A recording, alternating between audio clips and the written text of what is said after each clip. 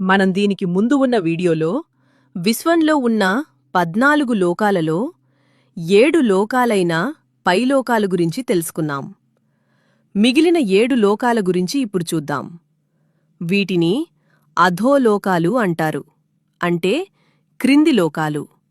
వాటి గురించి పూర్తి వివరణ ఇక్కడ చూద్దాం.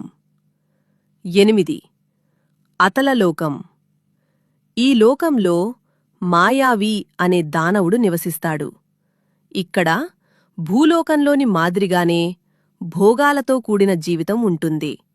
కాని ఇక్కడివారు మాయాశక్తులతో ఇతరులను మోసగిస్తారు. 9 వితలలోకం. హాటకేశ్వరుడు అనే శివస్వరూపం ఇక్కడ నివసిస్తుందని పురాణాలు చెబుతాయి. ఆయన ద్వారా ఉత్పత్తి అయిన హాటకి అనే బంగారం ఇక్కడ సమృద్ధిగా ఉంటుంది. 10 సుతలలోకం. ఇది దానవరాజు బలిచక్రవర్తికి చెందిన లోకం. వామనావతారంలో మహావిష్ణువు బలిని పాతాళానికి పంపిన తర్వాత ఆయన అనుగ్రహంతో ఈ సుతలలోకానికి అధిపతి అయ్యాడు. ఇక్కడ దానవులు భోగాలతో జీవిస్తారు. తలాతలలోకం. త్రిపురాసురుల రాజు మయుడు ఇక్కడ నివసిస్తాడు. ఇక్కడ శక్తివంతమైన అసురులు, మాయావులు ఉంటారు.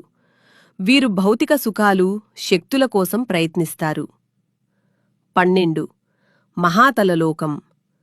క్రూరమైన రాక్షసులు మరియు కాద్రవేయులు అంటే నాగులు నివసించే ప్రదేశమిది.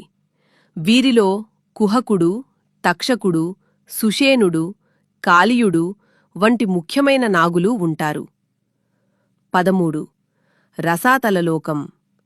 దైత్యులు, దానవులు, పన్నగులు అనగా పాములు నివసించే లోకమిది. వీరు బలవంతులు, ధనవంతులు మరియు క్రూర స్వభావం కలిగినవారు. వీరు సాధారణంగా దేవతలతో పోరాడుతూ ఉంటారు.